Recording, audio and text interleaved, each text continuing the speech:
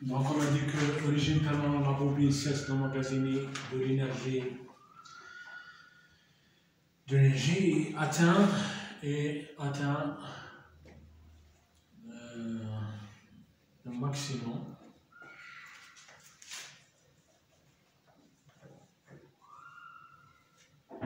Donc le max égale 1 demi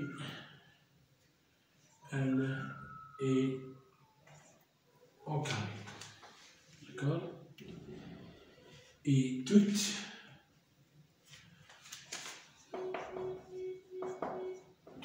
l'énergie fournie ou bien donnée, fournie par le générateur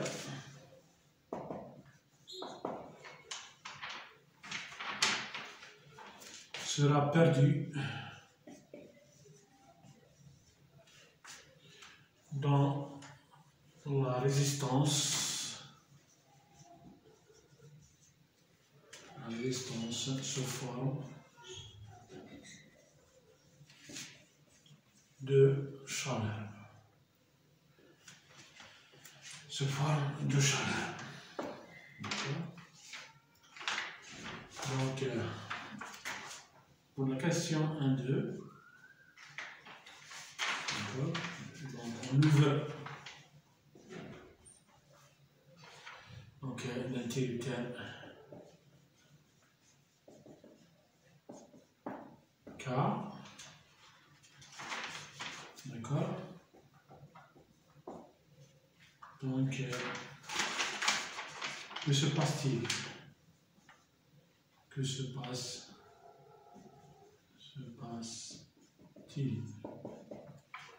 D'accord? Donc, le courant, donc si on ouvre le circuit, d'accord?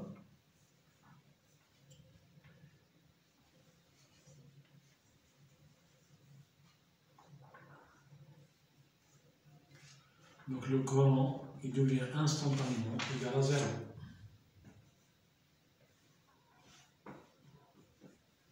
D'accord?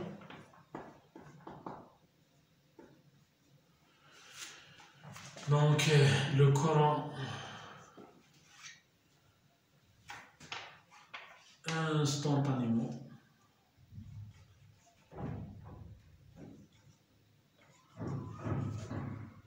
devient nul.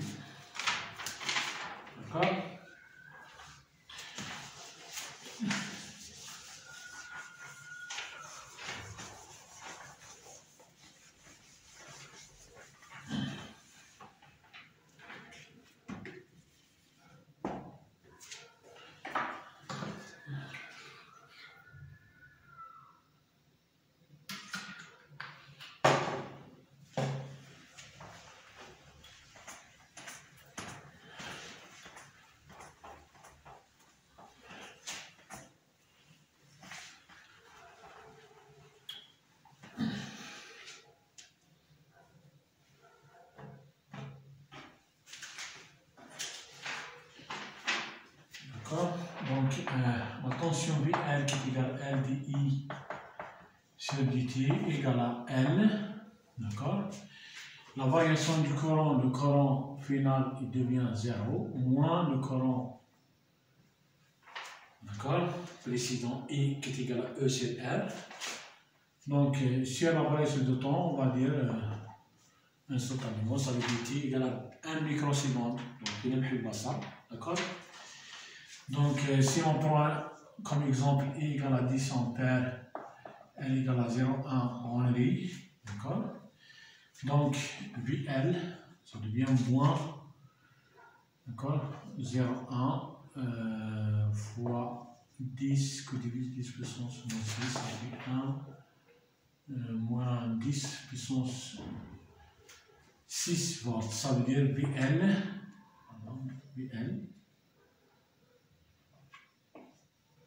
VL égale à moins 1 million de volts.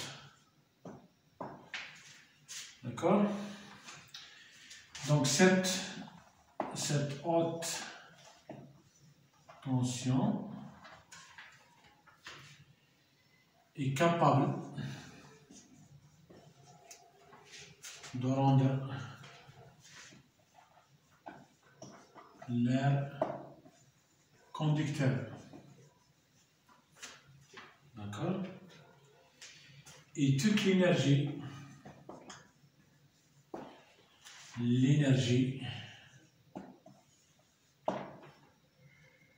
magnétique emmagasinée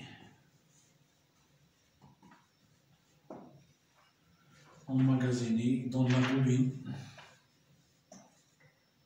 bobine se transforme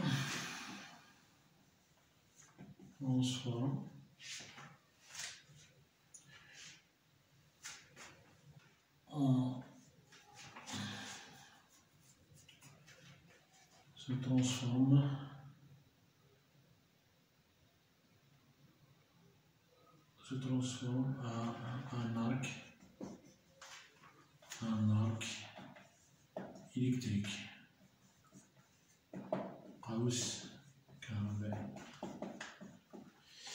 Donc un arc électrique, d'accord, au bord de l'interrupteur. K. Donc on observe un arc électrique, d'accord. Donc arc électrique, comme on dit l'interrupteur, d'accord. Cet arc électrique est dangereux et peut être destructif. Donc cet arc électrique peut être dangereux et destructif. D'accord? C'est-à-dire lorsqu'on ouvre l'interrupteur K, donc on vide instantanément l'énergie stockée ou bien emmagasinée cette forme magnétique dans la bobine. D'accord? Voilà. D'accord? Donc,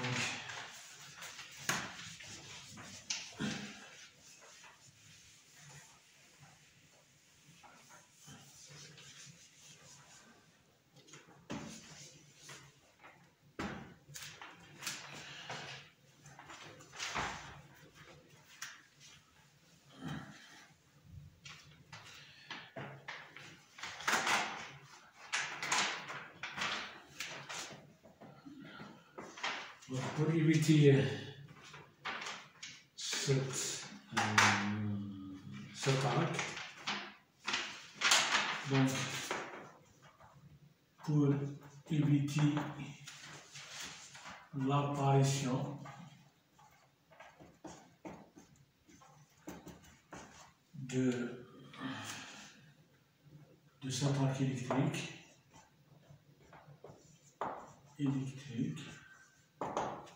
d'accord. Donc on utilise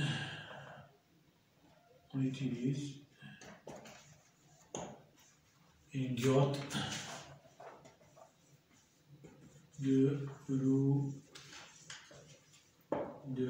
libre, d'accord. Donc comme suit, donc on insère une diode électrique ici, d'accord. Donc cette diode donc, elle va assurer la continuité du courant dans la bobine, d'accord.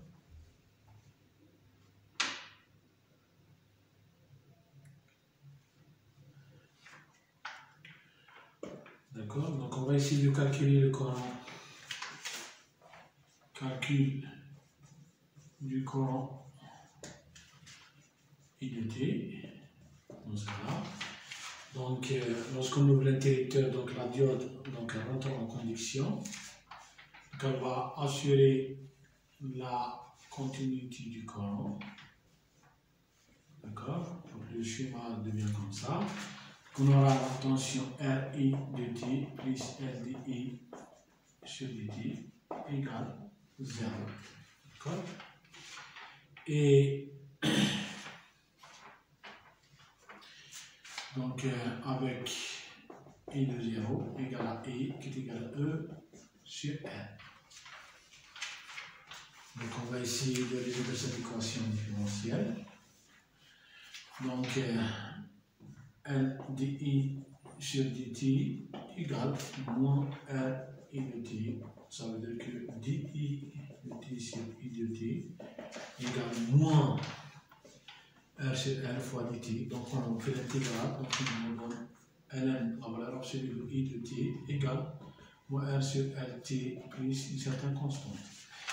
Donc I de t sera égal à exponentielle, donc si2 exponentielle moins R sur L,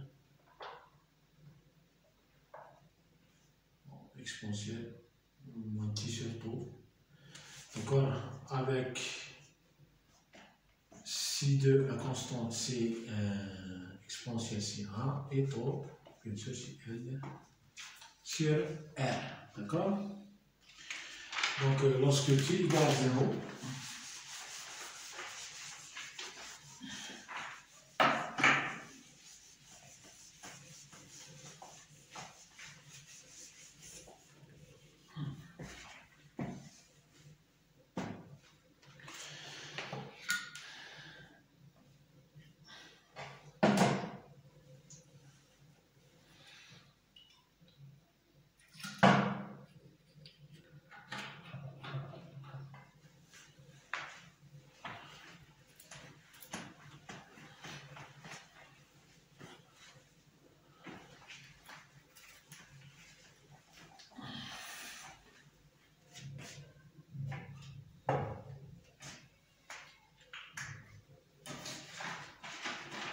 donc pour t égale à 0, donc I de 0 égale à I, égale à si2 fois exponentielle 0, ça fait 1, ça veut dire que si2 égale à I.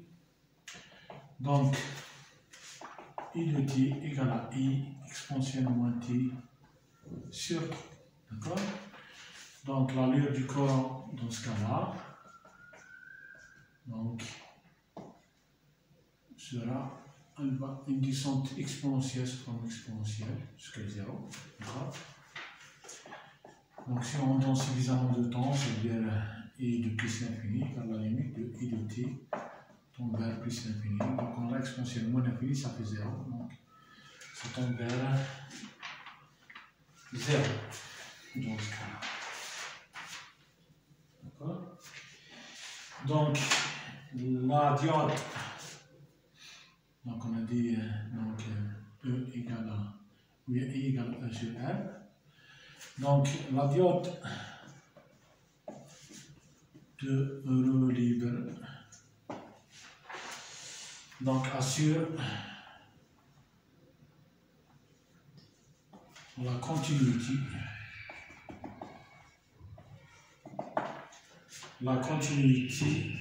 du courant dans la bobine.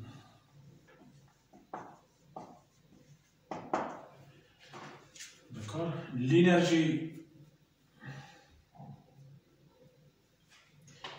donc l'énergie dans ce cas-là, l'énergie emmagasinée dans la bobine, d'accord, se transforme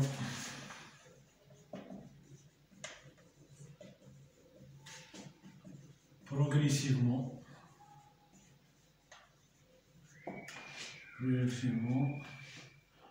en chaleur dans la résistance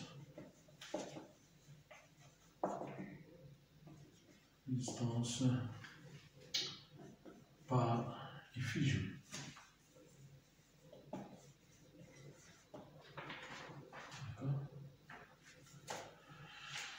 Donc voilà la réponse de notre circuit RL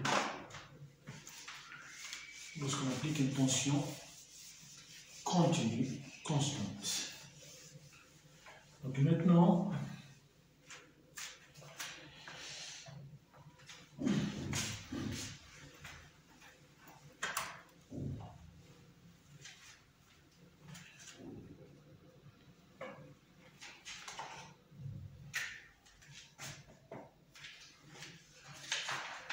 on va appliquer une tension sinusoïdale, Vmax sinus oméga t, ou encore la sin de 2 fois la valeur efficace, fois sinus oméga t. Donc A, calcul de I de t.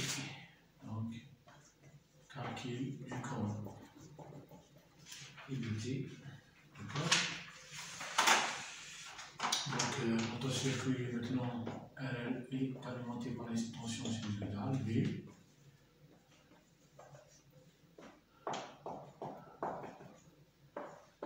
Donc, ça c'est VL, ça c'est VR. Donc, V de t égale à RI de t plus toujours LDI sur dt. D'accord. Donc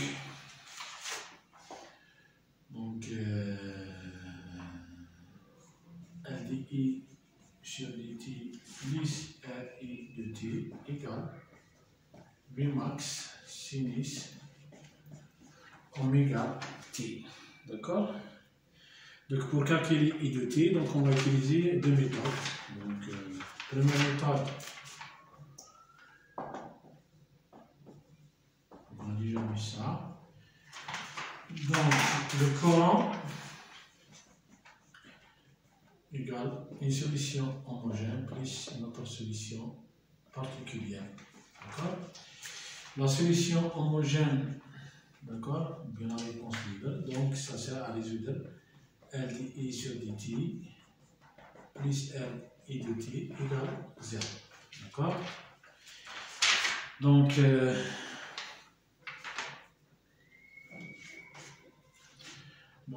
I de t, H de t égale C de expansion moins t sur tau, donc avec E égale L sur R, d'accord, directement.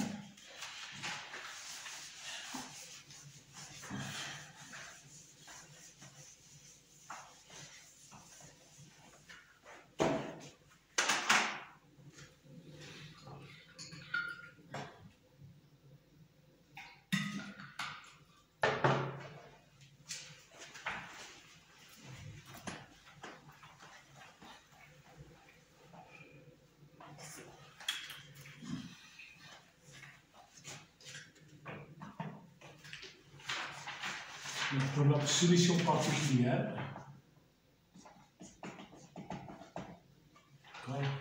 c'est la réponse forcée. Donc, quand on a une équation différentielle linéaire à condition constante, le second membre est une fonction sinusoïdale, la solution aussi sera sinusoïdale. D'accord? Donc, on va dire que le courant égale A cosinus oméga t plus B fois sinus oméga t. D'accord. Donc si on dérive, ça nous donne moins A oméga sinus oméga t plus B oméga cosinus oméga t. Donc on remplace dans l'équation différentielle, donc on aura R fois A cosinus oméga t plus B sinus oméga t plus L di sur dt, donc L fois moins A oméga sinus oméga t, donc plus B oméga cosinus oméga T. Donc ça égale à V max sinus oméga T. Donc on va essayer d'arranger les cosinus ensemble et les sinus ensemble. Donc on aura R A fois R plus B oméga L fois cosinus oméga T. Donc A R et B oméga L. Ça fait fois cosinus plus R B, R fois B moins A L oméga, bien oméga L fois sinus oméga T. D'accord? Ça égale à B max sinus oméga T. D'accord? Donc ici, la conversion du cosinus égale la conversion du cosinus, ça veut dire A R plus B oméga L égale 0. Et R B moins A oméga L égale la conversion du sinus qui égale à B max. Donc on va dire que ça c'est la première équation. Deuxième équation. Donc la première équation donc, nous donne A égale à moins B oméga L que divise R. D'accord? On remplace dans la deuxième équation. D'accord? Donc on aura R B moins fois moins ça fait plus. Donc B oméga L sur R fois oméga L égale à V max.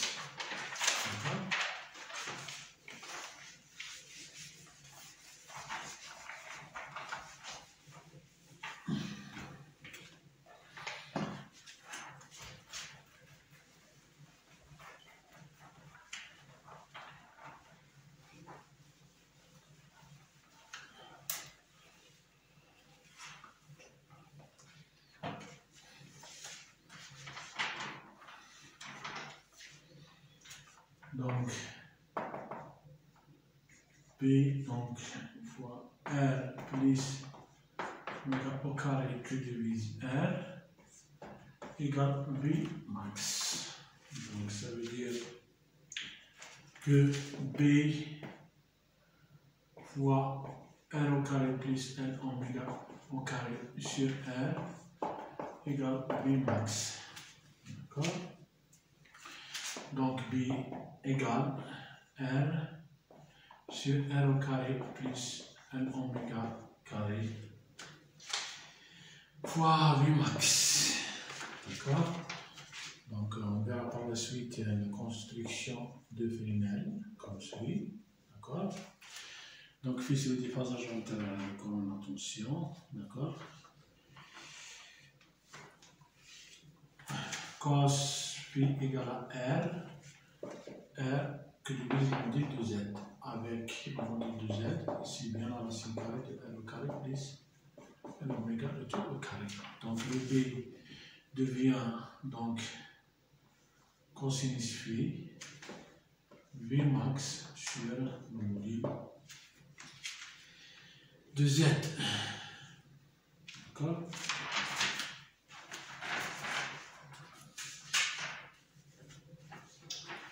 Donc A égale moins B oméga R, donc on peut remplacer ça, qui est égal à moins R carré, oméga carré, fois V max fois oméga L que divise R. D'accord? Donc on simplifie R avec L, donc il nous reste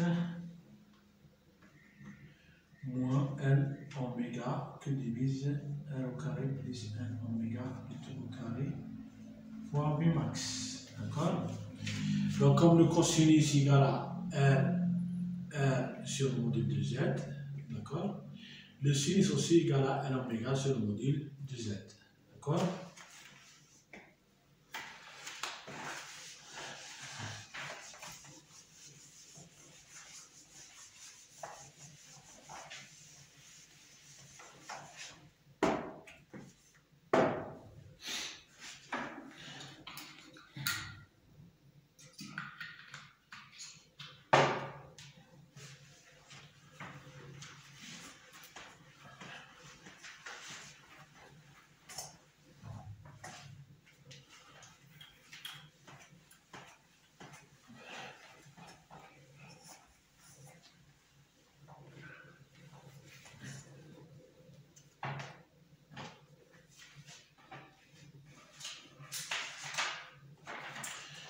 Donc, on a sinus phi égale L oméga sur le module de Z.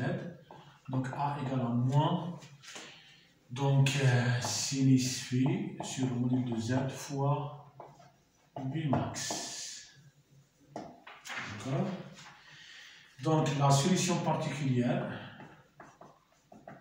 Donc, on a dit que égale à A fois cosinus. Ça veut dire moins sinus phi sur le module de Z fois Vmax fois cosinus oméga t plus B, donc cos phi sur le module de Z Vmax fois sinus oméga t. D'accord? Donc on fait Vmax sur le module de Z en facteur. Donc il nous reste sinus oméga t fois cos phi moins cosinus oméga t fois sinus phi. Et donc, Vmax sur le module de Z. Et ça, c'est bien sinus oméga t moins phi. Donc, ça, c'est la solution particulière. D'accord? Donc, le courant égale la solution homogène plus la solution particulière. Donc la solution homogène, on a dit ici de exponentiellement t sur tau, plus la solution particulière, Vmax sur un module de Z fois sinus oméga t moins phi. D'accord? Donc on peut exploiter les conditions initiales, d'accord? Les conditions initiales.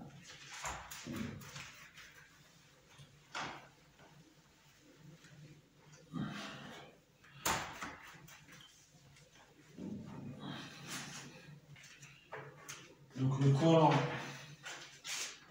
à t égale à 0, donc le courant égale à 0 ampère, d'accord? Donc 0 égale à C2 exponentielle, alors ça fait 1, plus Vmax sur module de Z, sinus moins phi. Sinus moins phi. Et sinus moins phi, c'est bien moins sinus phi.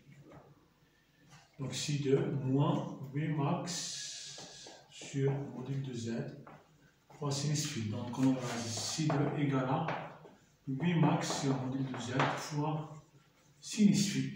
D'accord?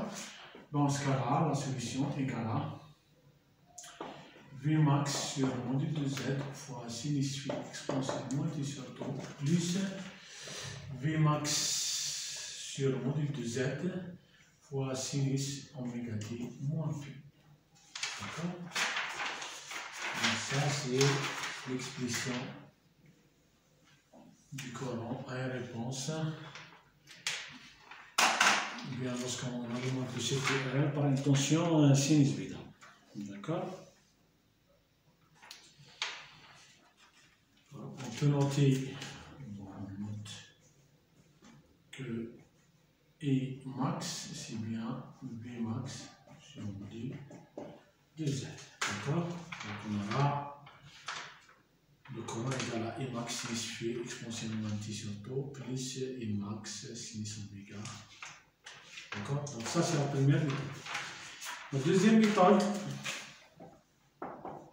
c'est d'appliquer, appliquant la transformée de Laplace de Laplace. Donc on a R I de t plus R di sur dt égale V max sinus oméga t. Donc la transformée de Laplace sur ça, donc ça donne R, la transformée de Laplace de R de dt plus L, la transformée de Laplace di sur dt égale V max, la transformée de Laplace de sinus oméga t.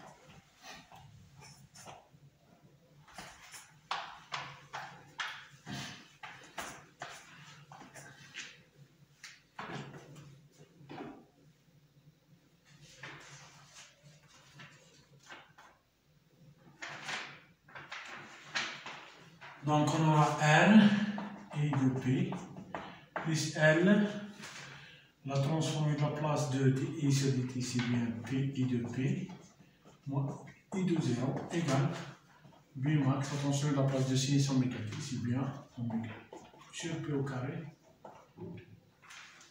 plus oméga carré. D'accord?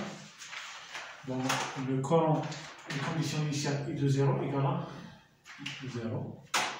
Donc il me reste R plus LP fois I de P égale B max oméga sur P au carré plus oméga carré. Ça veut dire que I de P égale B max oméga.